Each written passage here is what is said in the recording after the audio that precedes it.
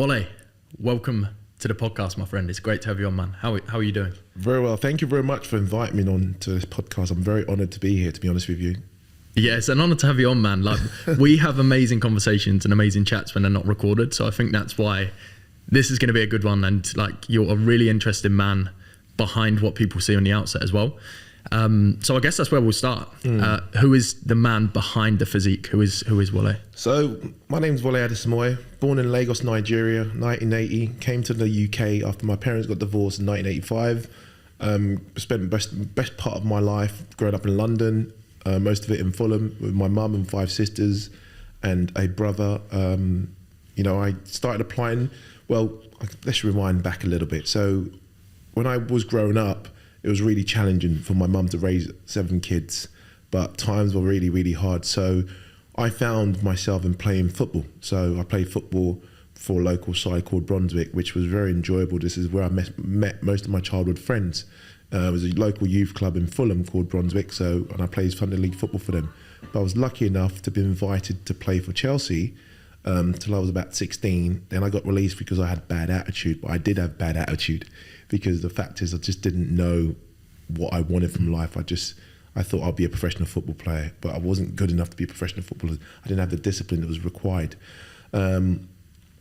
Fast forward a few years, I decided I wanted to join London Fire Brigade from the age of 18 after one of my friends joined, and I started applying for the Fire Brigade in 1998. My first application form went into the London Fire Brigade. I was still playing football, still training. I started training from the age of 12. It was just summer 1992. Still lifting weights, enjoyed it to make me stronger on the football pitch because I was just a weakling on the football pitch, really. And then got into London Fire Brigade in 2000. I got into London Fire Brigade, and it was the best thing that ever happened to me because it taught me an element of discipline and everything else that I was missing, and really helped me propel my life to where it is today. The reason it took me 3 attempts to get into London Fire Brigade, which I'll touch on, is I suffer from dyslexia, so something that I've always been embarrassed of, and I find it really hard to process written information. And the reason why I really was embarrassed was because I come from a very academic family. So all my family, my sisters, my mother, they were very academic, very smart, all went to university, all had very good jobs, and I just felt like the dumb one of the family. I just felt like the stupid one of the family, could never understand something. So that forced me to excel in other ways. So, it forced me to excel in my sport. So I really worked really hard in my training because I just felt that I just wasn't good enough in all aspects of life. So I think for me, it was really, really hard to find myself early on in my life because I just felt lost. And it was very difficult for me to kind of find the direction I wanted to go in. I was very unsure about my life and what direction I wanted to go in.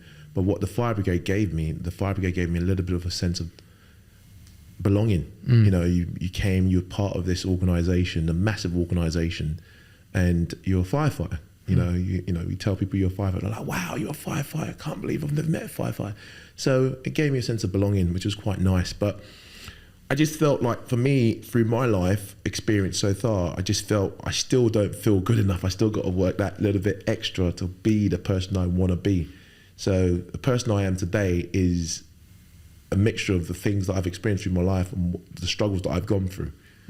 So I think, a lot of people that see me and see this big guy, put together, always smiling, always feeling confident within himself in the gym, in the environment that I feel comfortable in. I do have my flaws and cracks, like we all do in life. Certain aspects of my life, I don't think it's perfect. I guess I'm very critical of myself, like most people. Yeah. But yeah, I think for me, that's what my struggle is. And how much of your drive now is still from that insecurity that was being the dumb one, not being the academic one in the family? How much of that is still driving you today? Everything I do is still part of that drive. Every time I wake up in the morning and I've got to train in the morning, like 6 a.m, I always feel like you've got to do this to prove that you're good enough to win another world title. It's so interesting to hear, man, because Do you know what I mean? anyone watching this podcast is like looking at the size of your biceps, like you're a very good looking man as well. You look like you've got everything together, and then like to hear that it's driven from insecurity is like pretty crazy. Yeah. So that's really, really, really interesting to hear. And do you feel, you mentioned about the being released from Chelsea Football Club at 16 years old. Do you feel like that has a big part to play in where you are today as well? Because to hear that you lacked discipline, it's like it's the opposite of the man that I know didn't know now. I think being released at an early age, I just had no father figure to guide me. You know, it's very difficult when you're a young man growing up with just a mother and 5 sisters and a brother. My brother was never around. My brother's like 11 years older than me, so, you know, he was never around. By the time I was 5 years old, you know, he was 16, so I never really saw him. So I just lived with my sisters and my mother.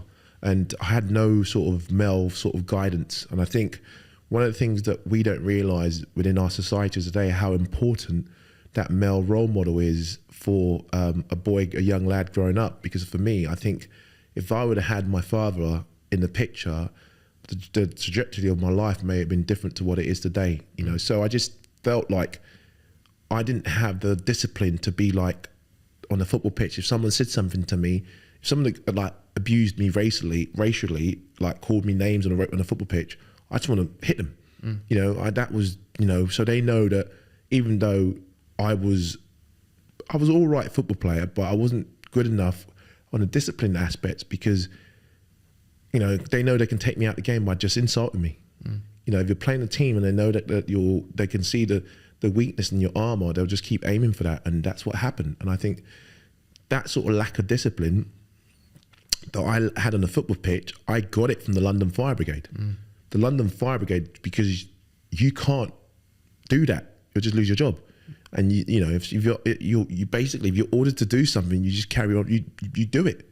You know, the Fire Brigade is based on sort of like naval background, you know, so it's all about ordering you to do something. You have to be able to follow orders and instructions. They're not like, can you please go and stack that shelf and put some tins and beans on that shelf because we're running low, is, can you please put your BA set on and go and rescue that family that is in that burning building, and do it efficiently, making sure you're safe, making sure your colleagues safe, making sure we get those people out of the burning building. You know, there isn't a time to have a debate about the instruction you're being given. Is really go and do it. And that taught me an element of, I like that, because I can just been told, go and do that because someone's life is at risk. I really like that element. And I think being released from Chelsea Football Club really broke my heart and just made me lose interest in football for a long time. And I was just playing football for the sake of playing football. I never really had an interest in football. But I think for me, it's just, I realised that I didn't have good enough discipline, so I became more disciplined with my training. You know, that's where, so the discipline that I've got today comes from, 1, the London Fire Brigade, the organisation that I work for. 2, the fact that I'm really, really focused on my training. I just don't feel like I'm good enough to win world titles, and I just got to keep working hard enough, harder than my competitors, because I just feel like, no, you're not going to be ready in time. You're not going to be ready in time. And I'm like, keep pushing. So there's a level of insecurity within me of, it stems from always questioning, am I good enough to do this thing that I'm doing? Am I good enough to win this title that I've won for the last 4 years? So I think that's where it all stems from, really. So how long do you think that'll go on for? Like, obviously, past 4 years, world champion. How long is that going to go on for? When are you going to retire? I think for me is, I really find a good enjoyment from having something to focus on. So I think when I stop loving the preparation and the journey, then I'll quit. So how long is it going to go on for? I don't know. How long is a piece of string? For me, I think when I stop enjoying what I'm doing, I think I'll stop completely competing. But I still have the passion to wake up every morning and work on the best project I've ever been given. That's me as a person, not just physically, mentally, and be a better person every day. Yeah, I love that, man. I love that. And how do you think someone that's listening to this, potentially a reflection of you when you were 16 years old, that's lacking discipline, that's in that position that you were, maybe has those insecurities, if there's someone like that listening, whether that's 16 years old or 25, what's a bit of advice that you could give them to create that discipline? I think, like, discipline to me is doing the things that you don't want to do because you on a regular basis doing the things that you do not want to do, but you're doing it. So if I say to myself, I'm going to wake up at 6 a.m. tomorrow morning, then my alarm goes off and I feel like I'm going to lie in bed to 6:30, then that's an element of lack of discipline to me. So I think if you're trying to develop discipline, you've got to make a promise to yourself and keep that promise. It's like if you say that you're going to get up at 6 a.m., you get up at 6 a.m. If you say you're going to train 4 days a week, you train 4 days a week. If you say that you're going to clean up your diet, then you clean up your diet. And if you don't know how to do something, then you can always reach out for help. I know there's when I was training and I was coming up in the bodybuilding world or in the fitness world, there was no social media. There was no Instagram, there was no Facebook, there was nothing, there was no TikTok. You have so much information out there which is free on most people's Instagram page that you can implement. I mean, what I would say is just get yourself a notebook and just write down the elements that you want to improve and the elements where you lack discipline and where you want to improve this, because you can't say, I'm going to be disciplined in everything I do. It's hard because discipline sometimes is almost like you're like a mobile phone. You start the morning with a full charge. As we all know, we wake up in the morning, most of us charge our phone overnight when we shouldn't be doing so. But we wake up with a full charge on our mobile phone. But throughout the day, as our mobile phone is used for messaging, emails, phone calls, that battery life is going down. So that discipline that you're going to try and apply may be going down because when you're feeling tired, when you're you make bad decisions on choice of your food because you're hungry. So you might be like, right, I'm not going to eat any bad food, but then you're like, I'm hungry. And you reach for that something that's pretty sugary snack, junk food, because it's easy, because you can just go into the supermarket, pick up a sandwich, pick up a packet of crisps, pick up a fizzy drink, and that's a meal deal for people these days. But you've got to make a decision and stick to that decision. But what you don't want to be doing is making a decision when you're tired. Yeah, 100%. That's a massive bit of advice that I give to our clients. Obviously, we work with very busy people, entrepreneurs. They don't really get a minute in the day. It's just like, if you want to change something, get it out of the way in the morning, because of that battery life is going to be ruined at the end of the day. And who makes good decisions when they're tired? I know I don't. So if you get to the end of the day and you're starving hungry, you're going to go for something that's quick and easy and convenient. And if you haven't sort of prepared for that, it makes it really hard to be disciplined. So for me, discipline isn't just like an attitude. It's also your preparation, your planning, your behaviors around that whole day as well.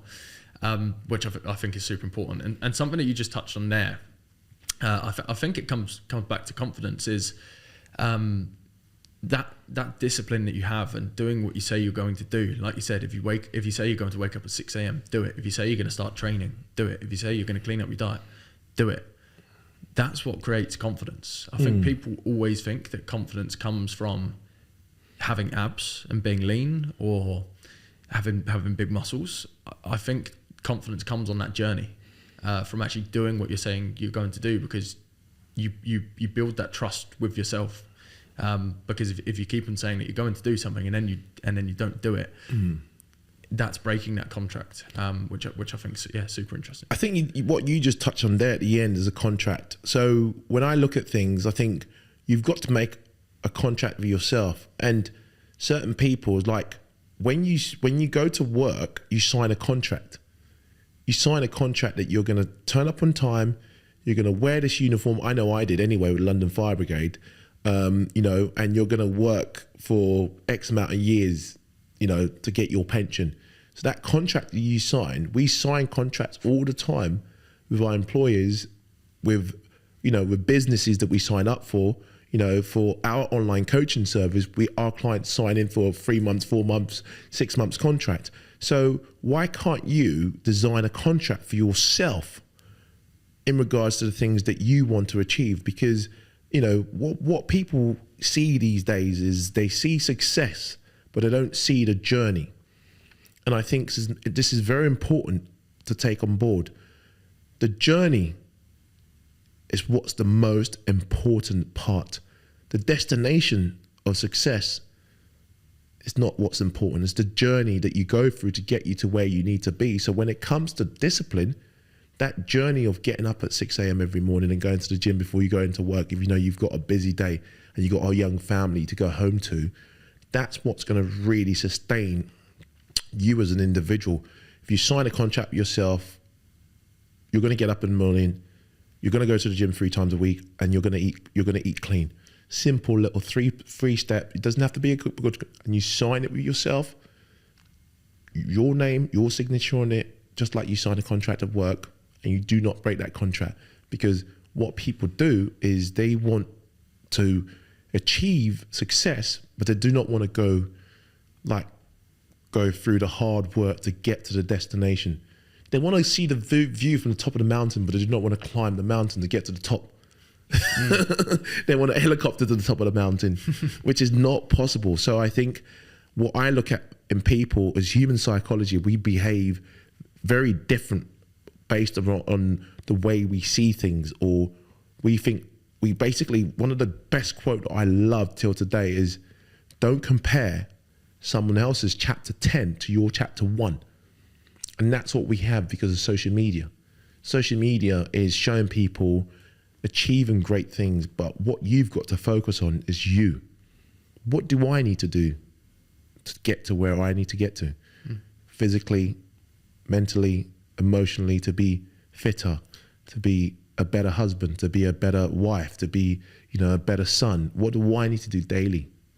Yeah, I think as well, like what I always say to guys and girls that come to us is not what do I need to do, is who do I need to become? Yes. I think that's like one of the most important things in behavior change, whether that's for business or whether it's fitness, whatever it is, whatever part of life it is, it's who do I need to become?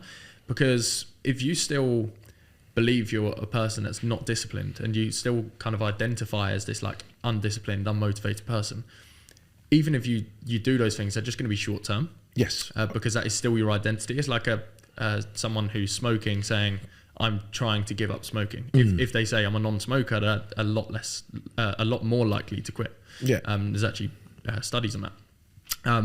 So I think it's actually like the identity shift as well, and the identity change. Where do you think that happened for you? Again, is it was the identity shift like very early on? Is there still part of it going on today? I think the identity shift happened for me when I read one of the greatest books I've ever read in my life, which was Atomic Habit.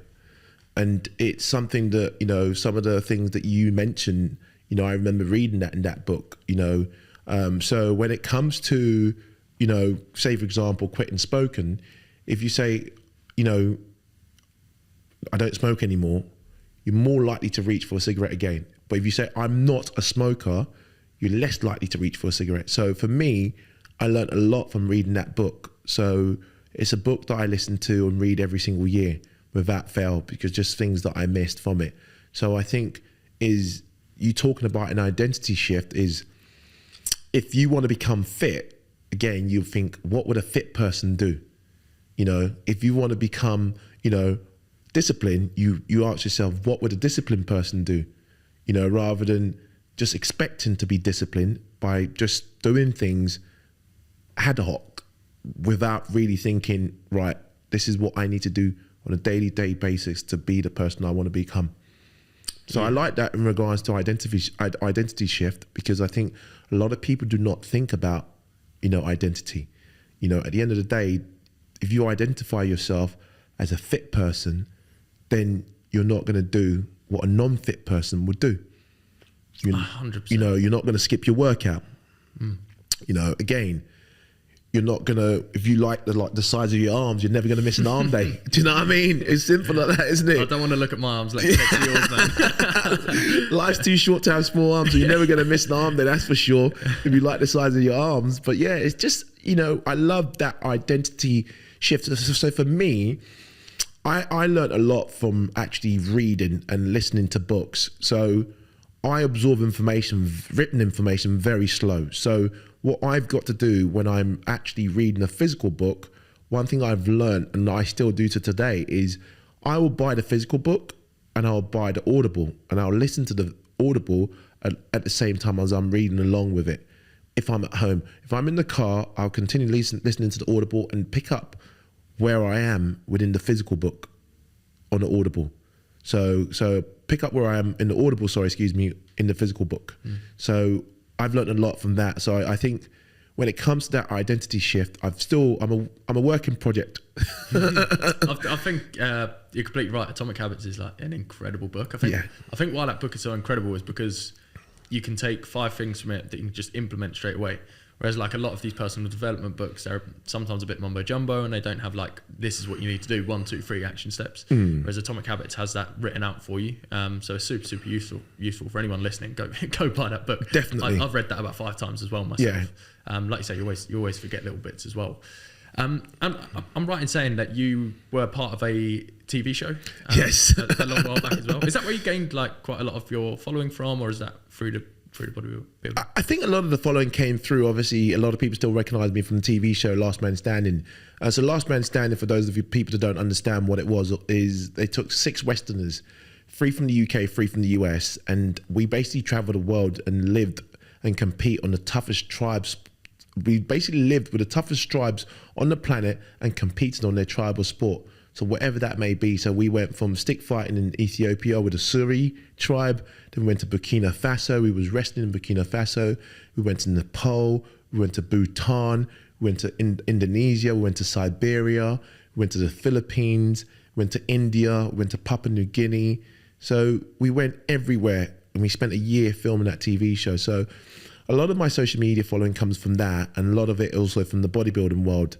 I spent 10 years as well working with a nutritional company, Maxi Muscle. So I was sponsored by them. So I did a lot of sort of like ads for them. So, people recognized me from, TV ads that was put out from the protein company, also magazine ads that was put out as well. So I think that's where my recognition comes from. But like I said, that to me is just, I want people to know me for me. I just think I liked people to look at me as an individual, and the first thing they're probably going to think was, oh my God, I'm scared. Yeah. We were saying, we were saying this just before we started recording, weren't we? Yeah. For anyone listening to this, we were just downstairs at a podcast studio and a Uber driver or an Uber delivery guy walked past and stared you up and down for about 5 minutes. Yeah. Looking terrified. Yeah, looking very terrified. Whereas, like, anyone that gets to know you, you're the least intimidating guy ever. Like, you're the kindest man I've ever met, I think. So do you think that's like ever had an impact on perhaps like your career, maybe even family relationships, stuff like that? I think like obviously within the London Fire Brigade is it's very difficult because it's a professional outfit. We're a professional organisation. So I think a lot of people, so the problem you have is if you raise your voice and you are a big black guy, sorry to be so blunt about it, you might be deemed aggressive, or, out of control. And I think one of the things that I got from the organisation quite a lot is you're aggressive, so you have to revisit things and behave in a different way. I think a lot of people are intimidated when they first meet me because they haven't spoken to me. But it goes back to that old saying, never judge a book by its cover. So I think, when you meet someone, give them an opportunity before you judge them. Don't judge them based on just the exterior, because I think if I was to meet myself, would I be intimidated? No, because I know myself. Yeah, it's so interesting because like people listening to this, I know myself, I've previously struggled with gym anxiety. So before I started hitting the gym, I used to look at guys like you in the gym and be like, fuck, this is terrifying. I don't want to go over to the weight section. I'd walk straight out. But and then again, like actually knowing you and knowing the guy behind the big biceps, so there's no reason to be intimidated. And I think that's like a lesson that anyone that does struggle with that can just take. Is like, you're still just a guy. You're a nice guy. You're just bigger than most people. I think a lot of people, when it comes to insecurity itself, it comes from within. That sort of anxiety that you say that you have in regards to going to the free weights area. I think a lot of guys out there, a lot of females out there have that anxiety. They go into the gym. I see it a lot in my gym where they'll come into the free weights area, they'll grab a pair of dumbbells and they'll go and hide in the corner and do their workout. I think what you got to do is remember that you're actually working on the best project you've ever been given in the environment that you're going to make the most progression. Anyone that's within that environment that does not respect the project that you're working on, you know, shouldn't be in that environment in my eyes. Yeah. No matter how big they are, no matter how they look. So the anxiety that you have as an individual is based on your perceived experience, what's going to happen. So you're processing information, you know, and you're anxious about how people are going to look at you or speak to you because of the way you look. And yes, guys that are in the gym that are big like myself, yes, we look intimidating. Yes, we make a lot of noise when we're lifting. But if you was to talk to people like myself in a gym environment, they're probably the most nicest people you'll ever meet. They'll be more than happy to help you. So I think one of the things I want people to take away from listening to this podcast is, if you're in that sort of situation where you're grabbing a dumbbell and you're running to the corner to do your workout, don't be. You know, go in the gym and enjoy working on the best project you've ever been given. Use the bench, use the squat rack, you know, use the leg press. Don't feel intimidated that guys are going to look at you. Yes, there's some creeps out there that are going to look at you, but, you know, they're very minimal amount. They're going to stare at you and keep staring at you because you're in the free weights area. You know, go in there and enjoy working on the best project you've ever been given, male or female, if you're suffering from gym anxiety. It's so true that, yes, it's so true that if you just tackle it head on, it almost wipes that anxiety out like straight away. Because I think whether it's gym anxiety or just normal anxiety, what anxiety is, like you say, is you're making up stories that haven't happened in the future. And then if you just like write your own story, get the pen and paper out and get into the gym, it goes away because you realise it's not actually scary. I love that you're referring to like the best project you've ever been given as your body as well. I think this is something with our clients we're always talking about, because our clients, again, business owners, successful, some of our clients are multi-millionaires, and yet there's that piece missing. And typically that piece missing is actually their health and fulfillment and day-to-day. Maybe it's a balance between everything. It's looking good, it's feeling good. And one thing I always say is, like, what does success actually mean to these guys? Because I think it's so easy to think success. If I say what does success look like, it's so easy to just think that means a nice car, a fancy watch, a lot of money in the bank, and those things are great. But if you still don't actually work on the best project you've ever been given, your body, your physique, your health, you have absolutely nothing. Like if your health leaves tomorrow, you have nothing. It's like when you have a blocked nose, the only thing that you want is an unblocked nose, right? Exactly. Exactly. If you get to a position where that obviously gets worse, you realise what's actually important. But I love what you touched on in regards to your clients being multimillionaires and having money in the bank, you know, and that's really good. You know, one thing I always use, the analogy that I use is that, you know, yes, you've got money in the bank. You can go out and buy a nice car tomorrow. You can go and buy a nice house tomorrow.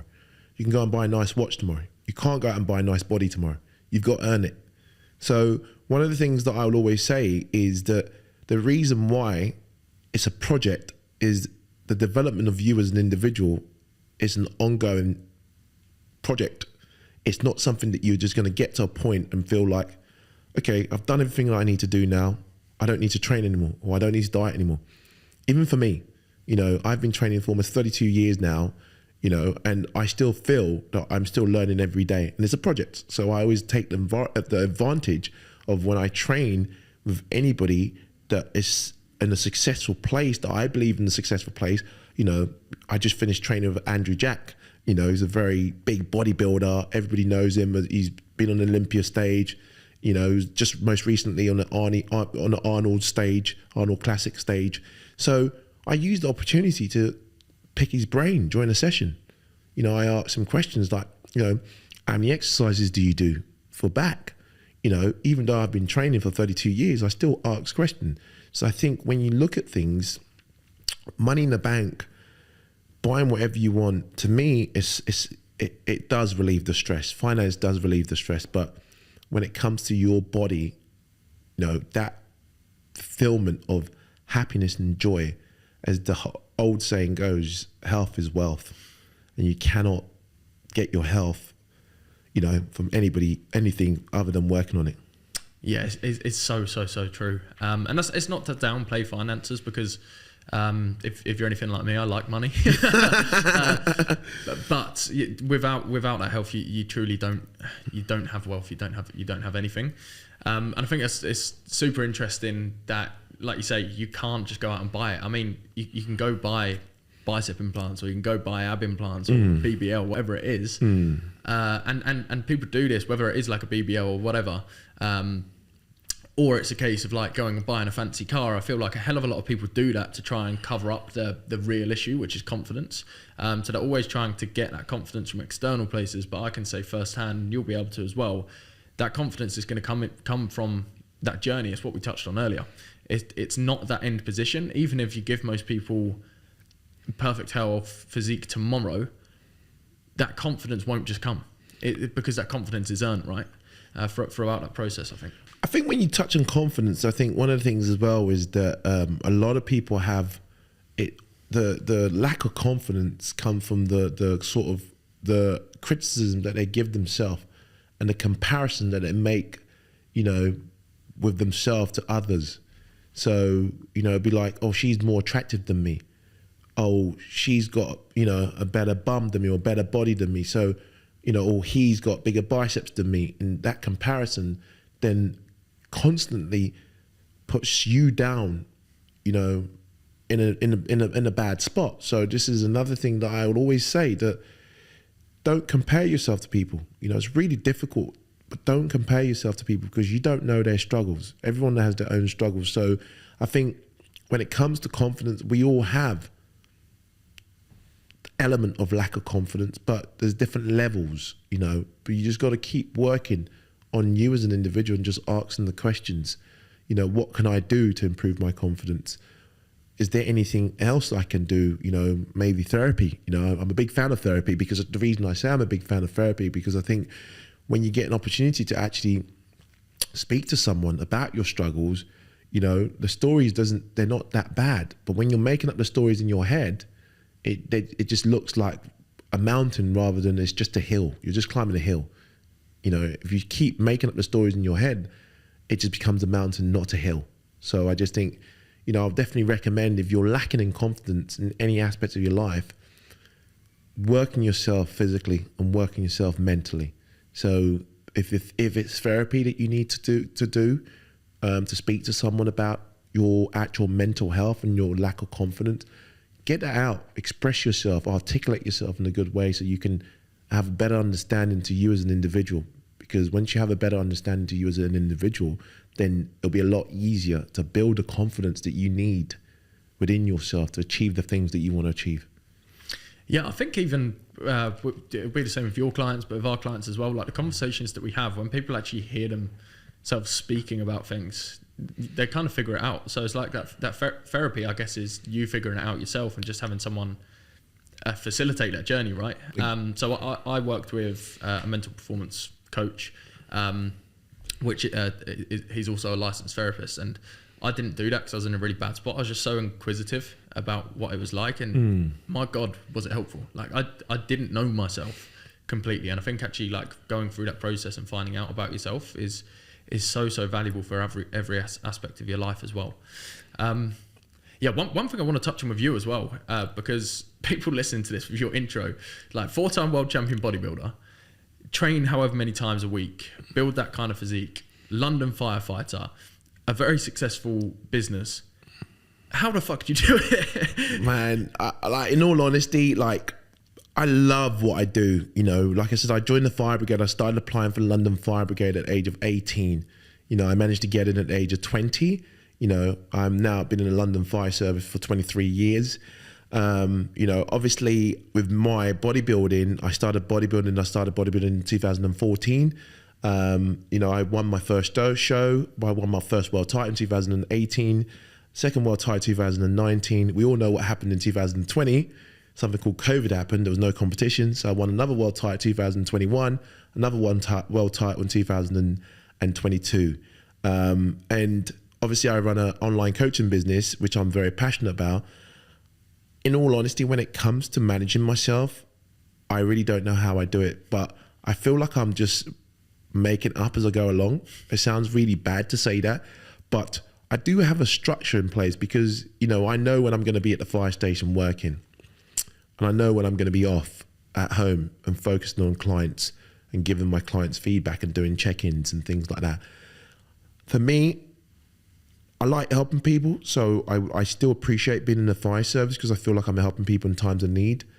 My business is my baby. Like, that's literally my baby. That's literally my baby. Like, it's not even about the money for me anymore. You know, when I first started the business Precision Performance Coaching, it was all about working with anybody that will pay me. Now, I won't work with you just because you're going to give me the money that I need. I'll work with you if you've got the mass approach that we utilize. That's the mindset, the action, and the system and support. You've got to come with the right mindset, the willingness to take action every day with your training, with your nutrition, with your lifestyle, that we will give you the system and support that you need. And then in regards to the bodybuilding, I love training. Like, you know, to me, it's just going into the gym and playing. Like, I love training. I love eating healthy because it's all a game to me. So I play a game with myself. Like, okay, we're going to eat this. It's like medication. It's not food, but it's just medication. We need this medication to progress forward. And so I play a game with myself when it comes to nutrition. Training, I just love it. I love lifting. I love going into the gym and I love the environment. You know, there's beautiful people in the gym. It's you know, so true. So many motivated people, successful people. And even if you're not like a motivated, successful person, I respect you so much for being in the gym. Even if it's your first day there and maybe you're still overweight or whatever, but I respect so many, anyone that's in there working on themselves. I have huge amounts of respect for it. But yeah, massive respect for you doing all of that, man. And with the fire service, do you have like any interesting short stories that you can share on that? Yeah, there's definitely a lot of interesting story because I've done 23 years. I mean, the most interesting story that I would love to touch on is, you know, obviously what happened with Grenfell. You know, the big fire in London in the big tower block. You know, obviously the investigation is still going on, but I spent 3 days there with my colleagues and working alongside the Metropolitan Police, you know, DVI team, which is Disaster Victim Identification Team, to bring out all the dead bodies for the families to rest at peace. So, I mean, it breaks my heart because I grew up in West London and that Grenfell Tower, my old boxing club, was at the bottom of it. Dell Youth Boxing Club, where I boxed. So when I look at it, it just breaks my heart. It really does, that people, innocent people, died, you know, in that building, and it still brings tears to my eyes because I just feel like those people didn't deserve to die. So it's been something that I'm still dealing with. It's still something that I feel like I still need to go and have a bit more therapy on because it's something that I can't erase the things that I've seen, and it's really painful element of what we do. And also for me now as an individual, I just feel like, again, this is me being critical of myself. I'm not going to use the word we because I don't think it's right for me to say I don't think we did enough. I don't think I did enough on the day, you know, to work hard enough to assist the Metropolitan Police, to assist my colleagues. I just don't feel like I did enough, but that's just me being critical, you know, and that's the sort of person I am. I just feel, again, I love the fire service for everything that it stands for because we all support each other. Like, we all believe in the strongest link, the team's only as strong as the weakest link. So we always believe in assisting one another to be stronger at incidents, and the fire service offers counselling, advice and counselling for anyone that needs it, and it's a good service, and you know, something I definitely need to tap into myself. And with that kind of thing, like Grenfell was so heartbreaking. Yeah, it was unnecessary. It shouldn't have happened ever. And from an outsider's perspective, I remember when it was happening, I was like, it can't be fucking real. That's what it felt like. But with that side of things in the fire service, obviously this is probably something that you go through quite a lot in terms of injured people, dead bodies, that kind of stuff. Is there an element of you have to be desensitized to it to be able to do that kind of work? You're so right. When it comes to work, I'm very desensitized to it. I'm very, very, it doesn't affect me as much because when I go to work, it's work. Yeah. So like it's weird to say it. When I see dead bodies, I just think like they're sleeping. You know, let's just get them out. They're sleeping. You know, and that's the way I process it.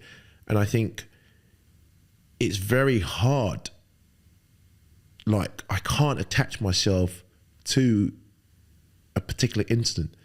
You know, it's a numerous of incidents that I've been to.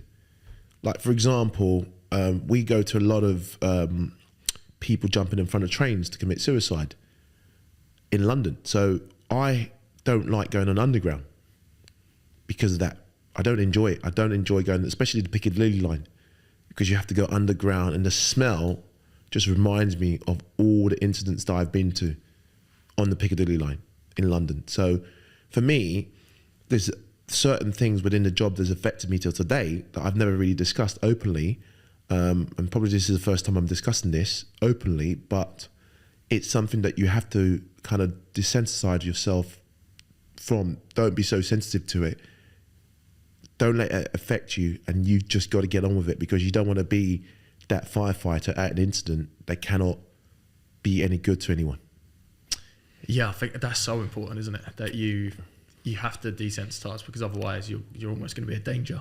Exactly. You're not going to be able to make the efficient decisions that you need to, and that, you know, in that line of work, it truly is life or death. It's not coaching. No. It truly is life or death. Yeah. So I respect that so much, man. And how much do you think you've taken from the fire service and that's gone into your physique or your business or the discipline that we were talking about earlier? I think for me, like I always say that I stay ready so I never have to get ready. The big part of my job requires physical fitness. So for me, I don't want my physical fitness to let me down on the fire ground, or the reason why my colleagues don't go home to their loved ones. So I work particularly hard to keep fit so I can actually carry out my job to the best of my ability. So I think the element of discipline is to stay fit, stay healthy so I can carry out my job, because it's a physical job. You know, 60% of what we do is all physical, you know, and I want to be a role model for my colleagues as well to stay fit for their job. Because if I'm going in the gym at work, staying fit, or coming into work, talking about exercising, talking about healthy eating, I might inspire someone at work who wants to take that leap to kind of be more of a healthy individual. And I'm always encouraging my colleagues to eat more healthy and be more, you know, just be more aware of, you know, exercise, and be more aware of their nutrition and what they're consuming every day. Yeah, I think that's a true leader right there, is, you know, leading from the front. It's not do as I say, it's do as I do. Walking the walk as well as talking the talk, which is really good. Yeah, what other lessons potentially do you think that maybe the tragedies in Grenfell and stuff like that? What lessons do you think that you've learned from that? One of the biggest lessons that I've learned in general is that tomorrow's not promised. Like, live your life to the fullest. Make sure that, you know, you tell your loved ones how much you love them, you know, and just live your life to the fullest. Because one of the most important things you've got to realize is that, you know, anything can happen at any time to anyone. And we all plan our lives that we're going to live to, we're 90, 80, 100 years old. But anything can happen at any time. So definitely live your life to the fullest. The biggest lessons that I've learned, and the biggest advice I can give you, is make sure you tell your loved ones how much you love them and how much they mean to you every single day, because that's important. You know, I just think those people didn't think they were gonna perish, and it's something that I think is very important. And I don't want to say anything I shouldn't say, but I want to make sure that their soul rest in peace, and they are, you know, in a better place now, you know. Yeah, it's so true. We get so caught up in the day-to-day, like, rat race of life and the busyness of life, that sometimes we do forget to just live and be fulfilled and enjoy and be grateful and love people, like we forget to do it. I'm guilty of it myself sometimes. There was this one moment a couple of years ago where I was on the phone to my girlfriend. She was in the car. She had a car crash while I was on the phone to her. Really fucking like scared me shitless. I didn't hear anything for about 10 seconds, just heard a big crash, and then heard her starting crying. I was like, oh my fucking God, thank fuck. But it's like in that 10 seconds, it was like, holy shit, I didn't tell her I loved her today. Or it's like you think about everything that, if that was like the last time I spoke to her, it's like, oh fuck, like I could have been such a better guy for that week or that month. So I think that's such an important lesson for probably myself as well as the listeners, is again, it comes back to enjoying the journey as well, right? Because tomorrow's not promised. You might be hit by a bus tomorrow. Definitely. I think a lot of people, we all have a perception on life and how it's going to play out. And I think what you've got to realize is that life may not play out the way you want it to play out, but what you've got to do is enjoy the journey and make the right decision today to put you in a better place tomorrow. Because, you know, one question I would definitely say for someone to ask themselves is that, what would your life look like in 5 years' time? Okay. Would it be better off? Would it be in the same place? You know, would it be worse off? You know, if the answer is that your life's going to be worse off, then action's needed. But look at your life. Just don't look at your health and fitness goals solely. We're not talking about health and fitness goals here. We're talking about your life as a whole. So we're talking about your family life, your working life, your financial life, you know, everything, every aspect of your life. How would it look in 5 years' time? I know it's a tough question to ask yourself, but how would it look? Because if it's going to look worse than 5 years' time, then all of the decisions that you're making now needs to change. If it's going to be in the same position in 5 years' time, again, all of the decisions that you're making today needs to change. You know, you want it to be better. You don't want to be in the same position that you are now in 5 years' time. But the decisions that you make and your actions that you do on a day-to-day basis today is laying the bricks. And if it's not going to be, if the trajectory of your life isn't going to be better off, then you're heading in the right direction. And it's not too late to change direction. You know, as long as you know the direction you want to head in. You know, this is very important, that a lot of people are just waking up and just literally on autopilot every day, not even living. It's so true. And that goes for successful people and unsuccessful people as well. People forget to live. They really do. And it is because we feel like tomorrow's promised, but it's not. And I think that's so important. Like even very, very successful people that we work with, is that they get so caught up and they're so busy that they forget that they're a person almost, and they forget to look after themselves, and they're always chasing, but they're never going to catch that thing, and they just forget to like be in the moment and be happy sometimes and be still. So yeah, that's an amazing piece of advice.